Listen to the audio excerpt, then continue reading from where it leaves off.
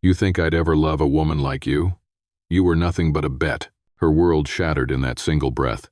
She didn't scream, didn't fight, just stood there, frozen, before walking out into the pouring rain. With one hand, she pulled her suitcase. With the other, she held her little girl close, whispering that everything would be okay. But nothing was. Not for years. Until the day the same man showed up again. No suit, no arrogance, no lies, just a heart broken enough to finally understand what love really costs. Before we dive into today's story, take a moment to share where you're watching from. We love seeing how our stories bring people together from every corner of the world. Your thoughts and comments are what make this community so special, and we're truly grateful to have you here. If you haven't already, don't forget to hit that subscribe button and turn on notifications so you never miss a new story. Now, settle in, get comfortable, and maybe grab your favorite drink because this is a tale you won't want to miss. Let's get started. In a world where money could buy everything, Lucas Marshall was about to bet on something priceless. The Miami coast shimmered under golden lights, where laughter, champagne, and ego floated together. Music pulsed from the private resort's deck, waves brushing against the shore like applause for the men who believed they owned the world. Lucas sat at the center of it all, the man with the sharp suit, sharper wit, and eyes that measured every soul in dollars and potential. The glint of his watch reflected off the glass table as he checked the time, not out of need but habit control disguised as routine. Jack, his oldest friend and fiercest rival, leaned back in his chair with a grin that carried challenge. "You've conquered every deal, Lucas. Every woman, too. Tell me, what's left for a man who already has everything?" Lucas smirked. Another victory. Jack poured him another drink, amber light rippling between them. "Then let's make it interesting. I bet you can't win over someone who doesn't fit your world. Someone who won't fall for the suits, the money, the name." Though, Lucas raised a brow, intrigued but unimpressed. "And what's the prize?" $1 million, Jack said, clinking his glass. "Or the island in Belize. Your choice." The table erupted in laughter, but Lucas's expression barely shifted. His pride had been touched, and he never turned down a challenge that questioned his reach. "Deal," he said simply, tapping his glass to Jack's. And then he saw her. Across the deck, moving through a crowd too loud to notice her, a woman in a simple white shirt carried a tray of glasses. She wasn't glamorous or painted in diamonds like the others, but there was something unshakable in the calm way she moved. Chloe Bennett. The quiet strength in her face stood out against the glittering emptiness of the room. Lucas's gaze lingered longer than it should have. She caught him staring, her expression unreadable. No nervous smile, no flattery, just a brief nod before she turned away. It was the first time in years that a woman hadn't tried to impress him. Jack followed his line of sight, smirking. "If you're serious about that deal, why not her?" Lucas let out a soft laugh. "Her?" "Exactly. The bet starts with the one who's least likely to say yes." Lucas didn't answer at once. He took a sip of his drink, his confidence returning like armor. "6 months," he said finally. "I'll win this too." And, later that night, the party thinned out, and silence took the place of music. Lucas stood alone on the balcony, the ocean stretching endlessly beneath him. Down below, Chloe walked along the sand, holding the hand of a small girl. The child ran ahead, laughing, leaving footprints that the tide quickly washed away. Lucas watched them disappear into the dark, a faint smile crossing his lips. 6 months, he whispered again, unaware that for the first time in his life, he'd just bet on something he couldn't control.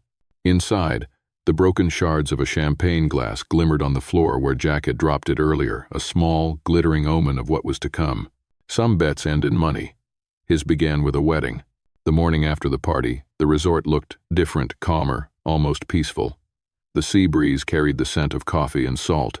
Lucas sat at the cafe terrace, sunglasses hiding a gaze fixed on Chloe as she worked behind the counter. The hum of conversation blended with the clinking of spoons and cups. She moved efficiently, hair tied back, her focus unwavering. He returned the next morning, and the next. Always at the same table, always ordering the same thing, black coffee, no sugar. His charm came quiet this time. No grand gestures, no expensive gifts. Just questions that showed he was listening, stories that made her laugh without meaning to.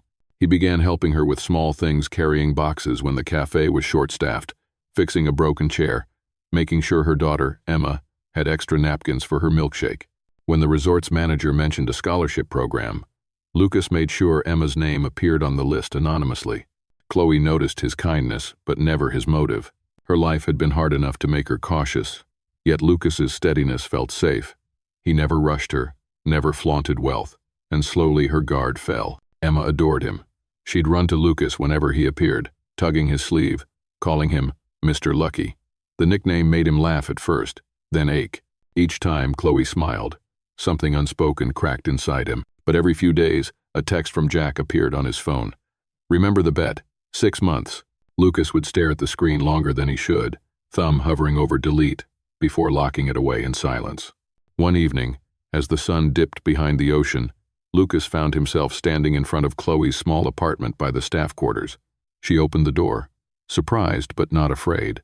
Behind her, Emma was coloring on the floor, humming softly. The scene hit him harder than he expected, warmth he hadn't earned, peace he didn't deserve. He heard himself say words he hadn't planned. "Chloe, I don't want to waste any more time. Will you marry me?" Her eyes widened, disbelief flickering into joy. "Are you serious?"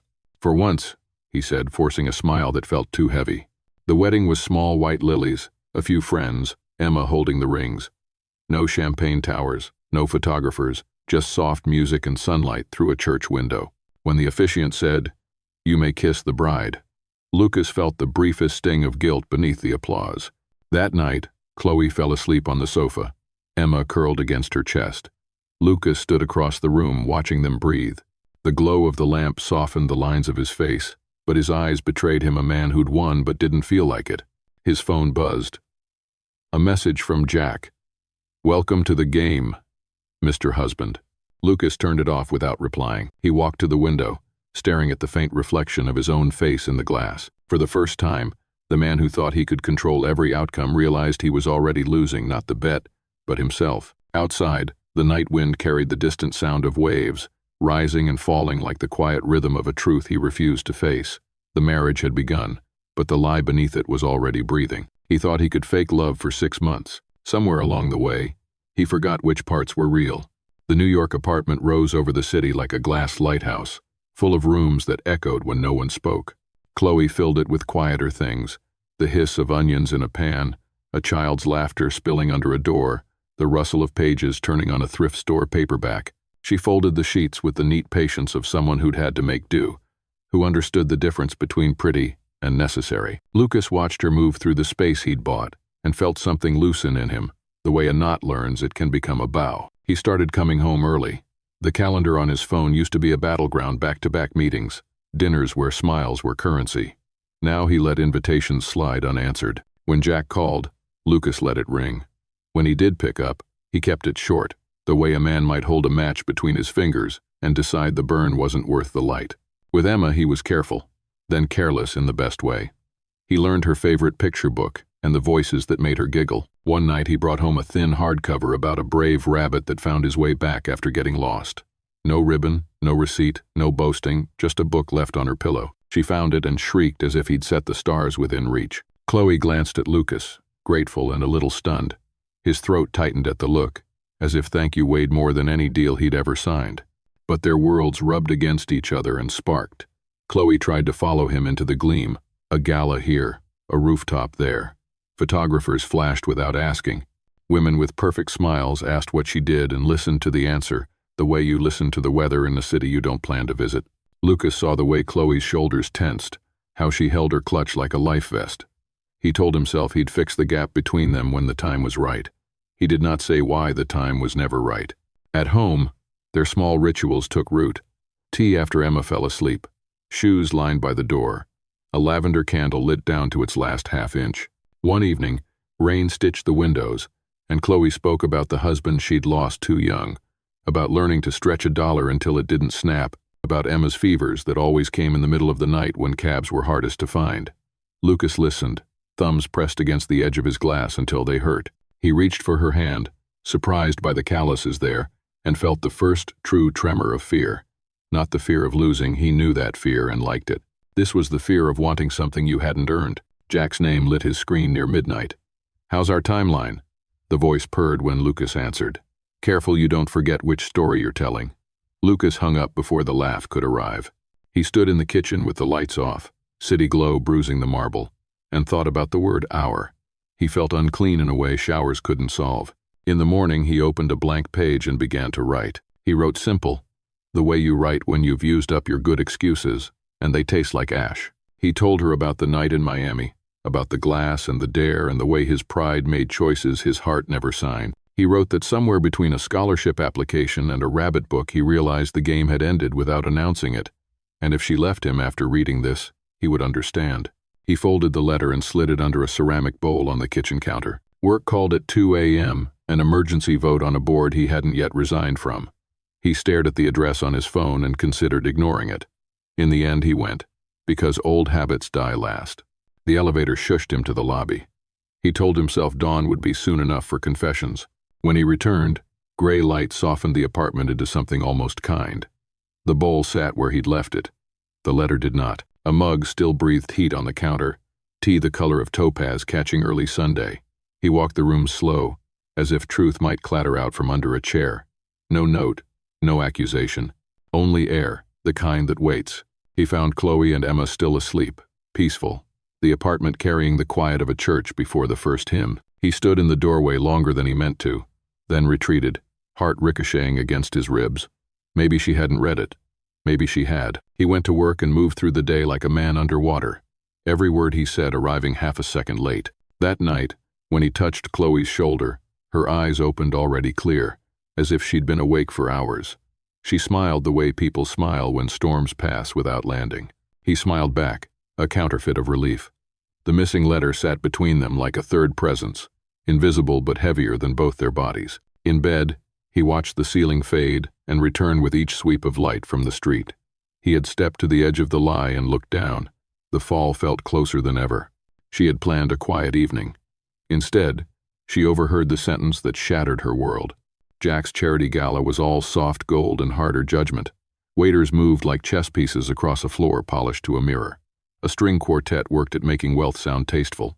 It was Chloe's first official entrance into Lucas's circle, and she had dressed with care, nothing loud, nothing that asked forgiveness. Lucas squeezed her hand at the door, then was claimed by hellos with 1,000 teeth. Jack floated around them like a friendly shark. For a while, Chloe managed the maze. A smile here, a nod there, the practiced answer about the cafe. But the air thinned each time someone asked how they'd met, as if love in quiet places counted less. She slipped out toward the terrace for breath, heels clicking of their own accord. The night was cooler than it looked. City light made a river of the skyline.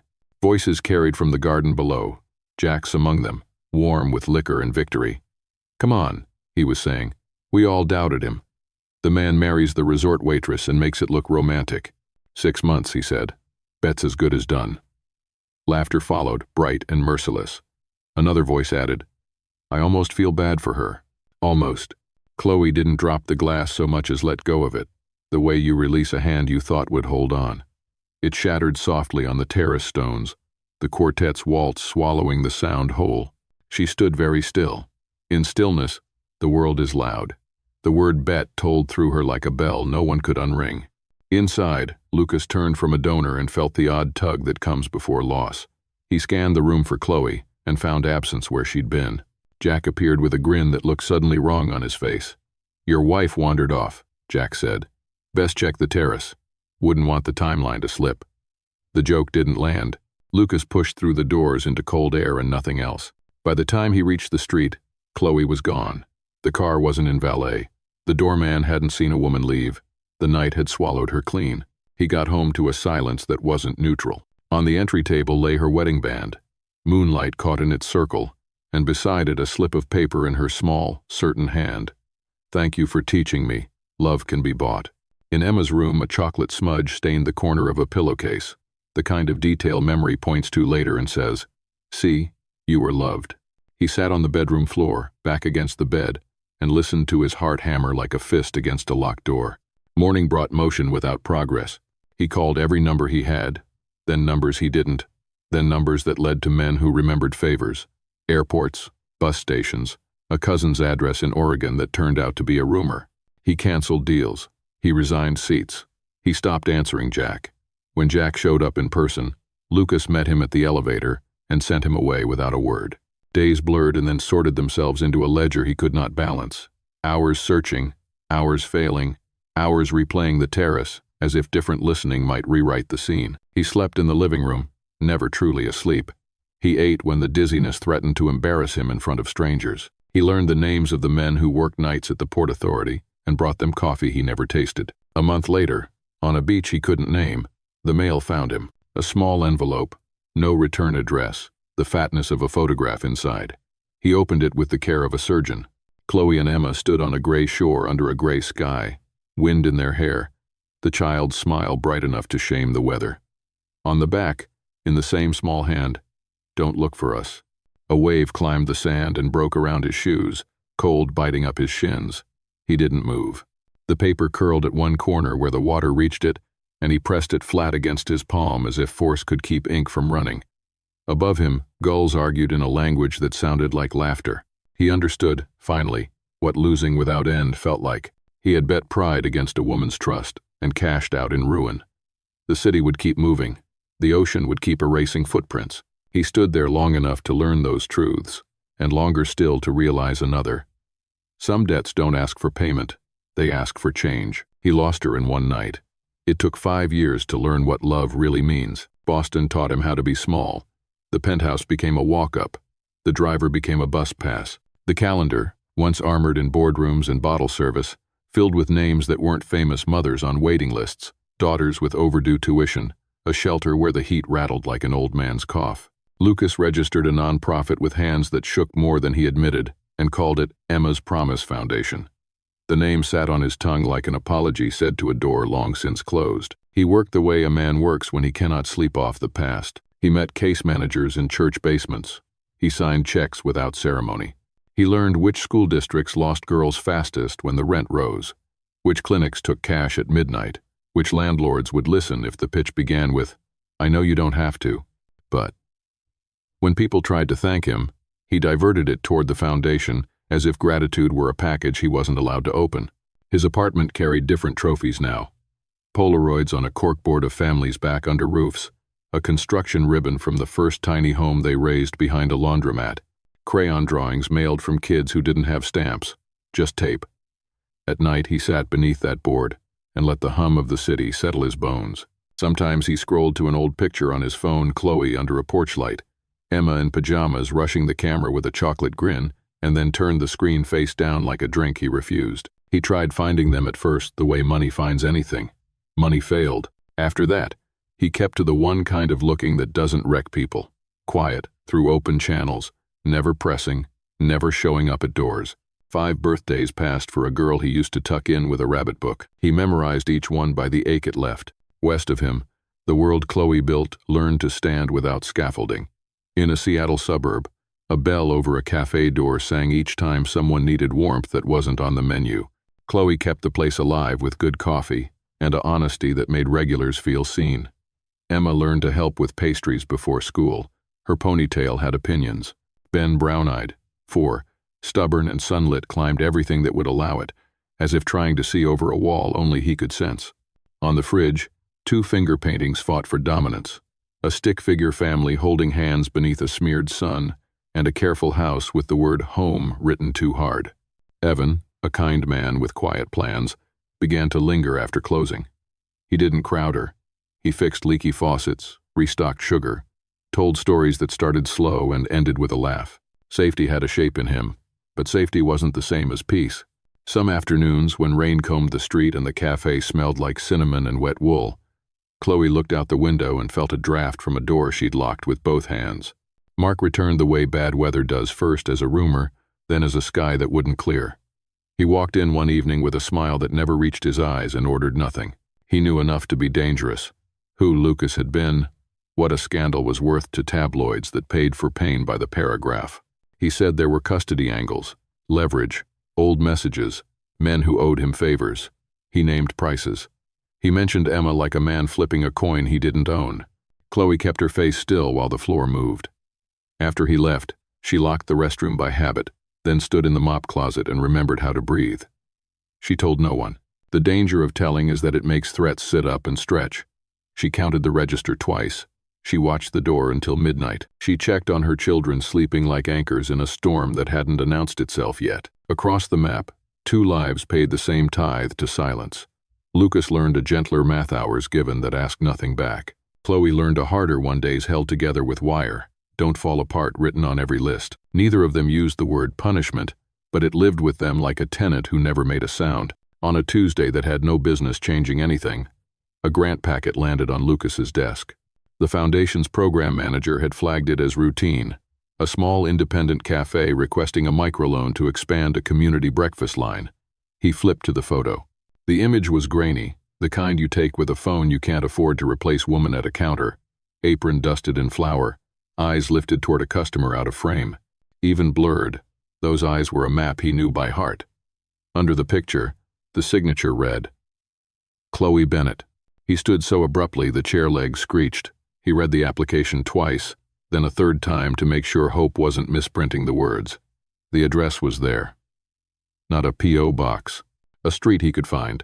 His reflection in the dark window looked like a man being unstitched. He pressed his palms to the glass until the cold steadied him. 5 years, one mistake, one chance left. He didn't say it aloud. He didn't need to. The room hummed with it. Somewhere past winter, a different season opened its throat. He went to the park to give charity. He found his past instead. The city had decided on sunlight that morning, the kind that makes grass look honest. Emma's Promise Foundation set up folding tables beneath maple trees, boxes of books and backpacks lined like a promise kept. Volunteers in bright shirts laughed too loud. Lucas kept his cap low and his sleeves rolled, a man among many, lifting, carrying, making way for small feet. No cameras, no speeches, just names learned and used. The humble holiness of handing a kid a pencil they could call their own. He didn't see Ben until a sticker booth ran out of sharks. The boy appeared at his knee with solemn purpose, holding out a program and a pen. "Can you sign?" he asked, as if signatures were magic spells that made things stick. Lucas crouched, the world narrowing to a face he recognized without understanding why. The tilt of the head, the left dimple that woke only when the smile meant it, the way curiosity stood its ground. "What's your name?" Lucas asked. "Because you always ask a person who they are before you give them anything." "Ben." "No." The pen paused midway through the B. His chest tightened with a memory from another lifetime, a photograph of himself at 5, crooked grin, hair refusing combs. He looked up because genes have a way of turning crowds into mirrors, and there she was, moving fast but not running, breath caught between ribs, eyes already braced for impact. Chloe stopped 10 feet away. The world, all of it, the trees, the chatter, the box flaps, the barking dog muted like someone had thrown a blanket over the sound. Her face didn't break.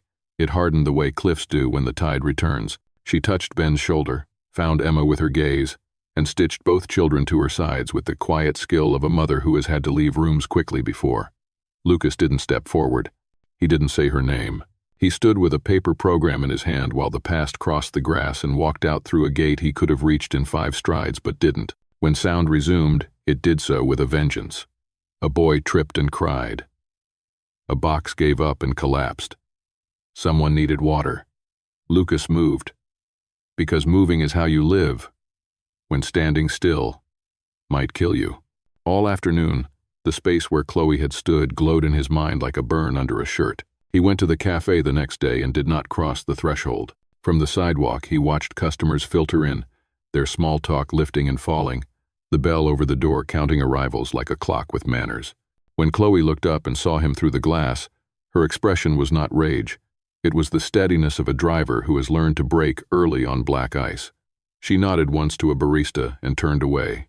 The blinds lowered a fraction enough to say no without saying never. He wrote letters he never sent, then one he did. No return address, no plea. Just this: "I'm sorry in ways that won't fit on paper. I will never step where you don't invite me to. If there is anything you need that I can do without being seen, tell me how." The envelope came back unmarked, as if the postal service had decided destiny was above their pay grade. So he learned another kind of approach, invisible and faithful. A vendor invoice arrived at the cafe stamped paid when no one remembered paying it. A scholarship email reached Emma's school with a blind committee and a blessing attached. When Chloe's mother spent a night in the ER after a fall, the balance cleared before the nurse could recite options. Lucas never called to check if these things had helped. He watched impact from a distance, the way sailors read waves for storms they hope won't touch shore. Family closed ranks around Chloe. A cousin who handled contracts suggested cameras and boundary statements. An uncle waited outside the cafe with a book and a stare that said, "Try me." Evan started walking the kids to the library on Thursdays. He wasn't a wall. He was a door held gently shut. Lucas respected the hinge. He did not knock. Weeks layered themselves like vellum. Then, on a Friday that kept promising rain and failing to deliver, Lucas lifted tables back into a van after a school supply drive outside the elementary 2 blocks from the cafe. He worked with the second-grade volunteers, letting them boss him around about tape and labels. When they were done, he stacked the leftover boxes, wiped his hands on his jeans, and looked up into the kind of stillness that means you've been seen. Chloe stood across the blacktop with her tote and a bundle of colored folders pressed to her ribs. She hadn't planned to stop. She had, in fact, planned to turn the long way home and let distance keep its usual appointment. But plans sometimes yield to weather that isn't outside. She didn't move. He didn't wave. Between them, a tether tugged thin as fishing line, strong as memory. He inclined his head, a gesture small enough to vanish if she wanted it to. Then he stepped back, said something to a child about the proper way to close a box so crayons don't spill, and walked toward the van. Chloe watched him go the unhurried pace, the way he checked each latch, the absence of a glance over his shoulder. No suit, no arrogance, no lies she could see. On the curb, Ben wriggled free of Emma's hand and pointed. "That's the man from the park," he announced, thrilled with recognition. Chloe smoothed his hair and said nothing. Later, when the first true drop of rain darkened the sidewalk, she was still standing there, looking at the space Lucas had left like a hearth gone cold but not dead, and wondering when the last ember had decided to keep breathing. He had already lost everything once, but this time he was ready to risk even his life to make it right. On an autumn afternoon, the air smelled like rain. Lucas stood across the street from Chloe's cafe, hands in his pockets, content to be a shadow. Through the window, he watched the ordinary grace of her day, Chloe sliding a latte across the counter, Emma helping stack pastry boxes, Ben drawing rockets on a napkin. He didn't go in. He took what the glass allowed. Her laugh when a regular made a bad joke, the way she tucked loose hair behind one ear, the small nod of thanks she gave a delivery driver as if the world were held together by politeness and will. The first warning came as a rumor from his own house. A program coordinator at the foundation forwarded a message, photos of Chloe, blurry shots outside the cafe, a price attached for exclusive background. The sender used a throwaway email, but the tone was familiar, greedy, oily, certain of leverage. Lucas traced footprints through trash accounts and burner numbers until a name surfaced. Mark, a past tense returned as a present danger. He didn't confront. He prepared. He set quiet alarms. A friend in local news ready to kill any story that smelled like blood sport, a lawyer on standby, a private security contact with orders to keep distance unless danger turned real. He told no one, not even the mirror. One wrong move and he'd be the storm he claimed to shield her from. Rain crawled over the city at closing time. The cafe lights glowed warm against the wet. Chloe locked up with Emma and Ben bundled in hoodies, backpacks thumping, the bell over the door giving one last small note. They cut through the side lot toward their car. Mark stepped from between 2 vans, smile thin, umbrella dripping. "Just a talk," he said, angling his body to herd them toward the open door of a sedan idling at the curb. Chloe stiffened. "We're leaving." "Not yet." He grabbed her wrist too tight, practiced and looked past her at Emma. "You want those papers quiet, you pay." Ben's drawing fell, rain turning rockets into comets. Emma pulled her brother close. The sedan edged forward like a mouth. Lucas arrived at a run that surprised him, the kind that uses old bones like new. He didn't speak. He broke the geometry, his shoulder between Mark and Chloe, his arm reaching back for the kids, a single command in his voice that made even the rain listen. "Go." Chloe moved, dragging Emma and Ben with her. Mark swore and yanked for control, boot slipping on the slick paint line.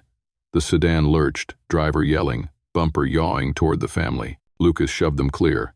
Metal hit him instead. The world cracked sideways. He landed hard on the asphalt, rain hissing around him, pain punching the air out of his lungs. Someone screamed Chloe. He knew the shape of it, and tires skidded, then silence except for the storm. He tried to push up and saw only brightness at the edges.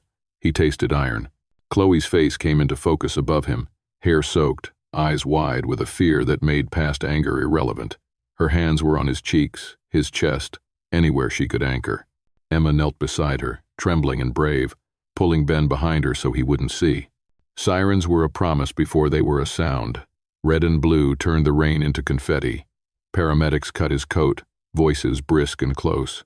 He caught Chloe's hand and held it with more strength than he had left. He had 1,000 apologies ready, and none of them mattered. So he chose the only sentence that fit in the space between beeps. "I just wanted to make it right." Her fingers tightened until his knuckles hurt, as if pain could keep him here. The ambulance doors swung shut. The siren wound itself up and tore the night open. Outside, the lot filled with wet light and steam, Mark backed into darkness, and a soggy napkin rocket clung to the drain like a wish that refused to go. Inside the rushing box, the world narrowed to plastic and gauze and numbers trying to decide which way to go. Lucas watched the ceiling blur, felt a hand anchored in his, and let everything else fall away. Then the sound collapsed. The rain remained. The city held its breath and waited to learn what it had cost. He had gambled for love and lost. Now, lying between life and death, he finally understood the cost of winning her heart. The hospital smelled like bleach and lemon. Morning pressed a white square of light onto the wall and kept it there like a note. Machines spoke in measured syllables. Lucas slept under sheets that made no promises. Chloe sat beside him with a paper cup cooling in her hands, the heat leaving as slowly as the anger had. Emma colored quietly by the window, choosing blues for sky, yellows for sun, careful not to draw roads. Days ran together, beads on a string. Nurses changed dressings. A doctor tapped charts and said good words softly. Stable, responsive, healing. Chloe learned the pattern of the monitor, how the beep sped when a pain spike came, how it settled when she touched his wrist. She remembered the parking lot in loops, the push, the hit, the sentence he had chosen when there wasn't time for more. "I just wanted to make it right." It moved through her like a tide, washing corners she thought would always stay dry. On a Thursday that could have been any day, Lucas opened his eyes. The room rearranged itself around reality. He found her face and didn't bother looking for words. His mouth tried, his eyes succeeded. Chloe leaned in, and for a long minute they did nothing but breathe in the same rectangle of air. She took his hand, and he held on the way people hold edges at high places, not to jump, but to stay. No speeches came, no courtroom confessions. Forgiveness, it turned out, wasn't fireworks. It was a quiet that didn't hurt. Recovery was an unbeautiful hero. Slow walks with a rolling pole, stitches removed one row at a time, sleep that refused or arrived like a thief. When they discharged him, he traded a hospital band for a scar and went home to a life he meant to remake from the wood up. He didn't go back to finance. He went forward to a larger vow. The foundation took a new name, Home, because that was what he'd broken and what he wanted to build. Grants shifted from Band-Aids to bricks. He stepped into neighborhoods with blueprints and left with block parties on calendars that used to hold shareholder calls. He learned the weight of a hammer and the sermon of a roof in rain. He didn't ask Chloe for anything. He sent updates only when they touched her town. When the cafe needed a new espresso boiler, a contractor showed up with one and a receipt that said paid by a friend. Ben waved him into the back to watch the install. Emma snapped a photo and, later, taped it inside a notebook with no caption. A year gathered itself and stood, shy but solid. The first home center opened in a renovated school, the kind with big windows that had forgotten sunlight. Banners hung from old gym rafters. Folding chairs faced a modest stage. Volunteers wore shirts the color of hope after it's been washed a few times. Lucas moved through the crowd in ordinary clothes and thanked people by name as if that were the only wealth he had left. Chloe came with Emma and Ben. They entered without ceremony. The kids found the craft table. Chloe found a spot at the back of the room where she could see everything. When Lucas stepped up to speak, he didn't talk about redemption. He talked about addresses and how the right one can save a life. He thanked the plumbers before the donors, the night shift nurse before the board. When applause rose, he kept his hands at his sides and let it pass through him. After the last handshake, after the cake plates clinked into trash bags and the banners sagged with the relief of being useful, the hall emptied. Dust hung in the slant of late light. Chloe crossed the echoing floor and set a small framed photo on the table near the door, a picture of 4 people caught mid-laugh on a day without storms. "This time," she said, voice steady, "not for a bet." He met her eyes. No defense, no bargain, just a nod that carried a year and 5 more before it. She reached for his hand, and he gave it, palms meeting with the slight surprise of skin that still remembers loss. They stood like that, simple and unhidden, while the sun pulled gold across the floor and made their shadows longer than their bodies. Outside, the kids ran down the ramp to test the echo of their names. Somewhere, a neighbor tested a key in a new lock. A porch light flicked on, though the sky was not yet dark. The world didn't announce anything grand. It didn't need to. Two people had survived their worst story and stepped into a quieter one. Whether they married again belonged to a future that would come or wouldn't. What mattered now fit in a hand, warmth that answered back, a center that would open tomorrow, a room that had once been a classroom and was a home tonight because someone had decided to make it so. Forgiveness did not erase the map of what they'd done. It gave them a road that started here, in the soft clatter of chairs being stacked, in the vow that looked nothing like a vow, and sounded like a breath that finally reached the bottom of the lungs. He thought the storm was over. But sometimes, peace comes with its own test. 6 months folded into a quieter life. Lucas woke to fog lifting off cedars behind a small house on the edge of Seattle, brewed coffee on a stove that hissed like an old friend, and read until the sun warmed the porch. He planted rosemary by the steps and traded his leather briefcase for a canvas tool bag. At Home Foundation, he stacked chairs after workshops, taught spreadsheets to volunteers, and walked the long way home because silence felt earned now, not empty. Chloe came by on Tuesdays to teach espresso basics to single mothers training for cafe jobs. They spoke in a rhythm that didn't hurry updates about the kids, a joke about stubborn grinders, the kind of eye contact that says I'm here without asking for more. Then a magazine decided redemption looked better with teeth. The Disappeared Tycoon. Where is Lucas Marshall now? The headline yanked open an old door. The article tried to drag out ghosts that no longer lived there. It made a meal of the bet, gave the ambulance scene a final paragraph's flourish, and wondered whether a rebrand could wash blood off marble. The internet did what it always does: praised, mocked, demanded, forgot, remembered, repeated. A few donors paused grants. One board member asked for a clarifying narrative. Reporters found their way to the foundation's glass entry, then to the sidewalk outside Chloe's cafe, then worst of all to Emma's school. Lucas refused microphones. If I explain, he told Chloe, standing in the alley behind her cafe while trash trucks shouldered the morning, they'll think it's another game. I'd rather let my silence speak. She studied him, the steadiness in his face where defense used to be. The past had carved him and left him standing. Okay, she said, though fear rippled under the word. Peace, it turned out, asked for courage too.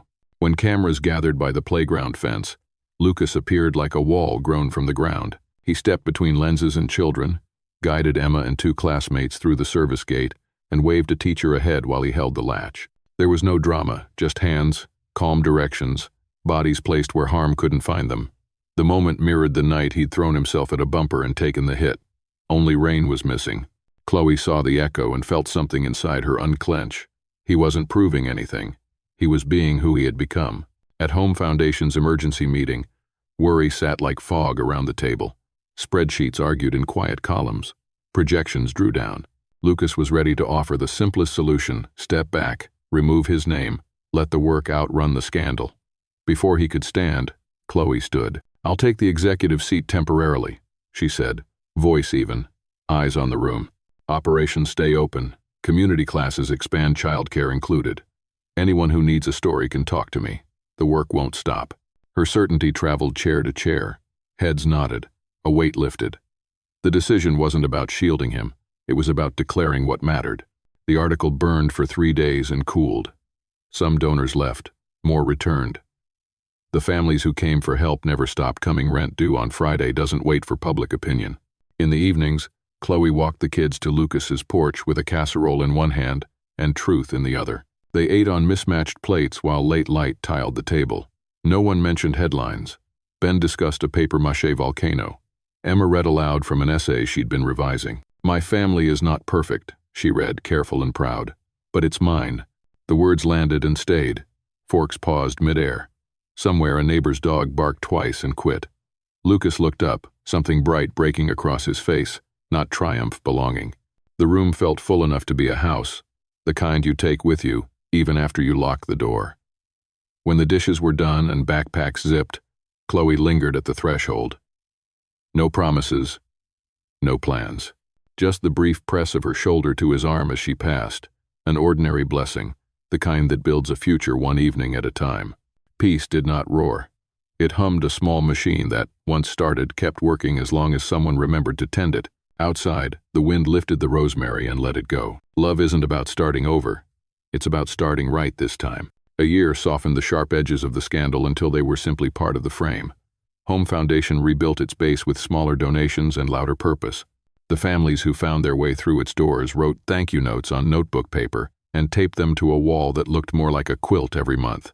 Chloe ran the day-to-day with a steadiness that made chaos blink first. Lucas handled the numbers and kept them human. They didn't label what sat between them. They lived at drop-offs, grocery runs, shared calendars with color codes, Saturday mornings where coffee went cold because laughter didn't. When a reporter asked for a long-form profile, Lucas said yes. He met her in a community center gym that still smelled like varnish and summers. She asked what he regretted. He didn't dodge. "Every day," he said, "but I'm grateful for it, because it led me to the woman who taught me what love means." No rhetoric, no tidy absolution. Just the truth placed where people could see it.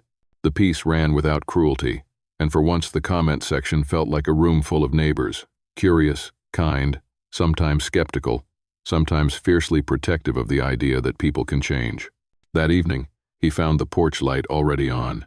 Chloe stood in the yard with a blanket around her shoulders, steam rising from 2 mugs on the railing. "You really said that?" she asked when he stepped onto the grass. "It's the only truth I know," he said, and meant it with the quiet conviction of a man who finally understood the cost of honesty and chose to pay. She nodded, gaze flicking to the windows where silhouettes moved, Emma finishing homework, Ben building a fortress out of couch cushions. "Then maybe," she said, a smile growing like dawn, "we should stop running from it." They didn't seal the decision with a kiss that could be quoted. Hands found hands, fingers interlacing with the certainty of old roads rejoined. Over the fence, leaves traded secrets. Somewhere down the block, a bicycle bell rang twice and faded. 10 years went by in the way years go when their full outfits outgrown, holidays improvised, foundations opened in neighborhoods that needed a door with a light above it. At home's anniversary, fairy lights stitched the courtyard into a net that caught dusk. Folding chairs faced a small stage. Volunteers wore shirts faded by 100 washes. Emma, taller now, confidence carried easy, stepped to the microphone and looked out at faces she knew by name.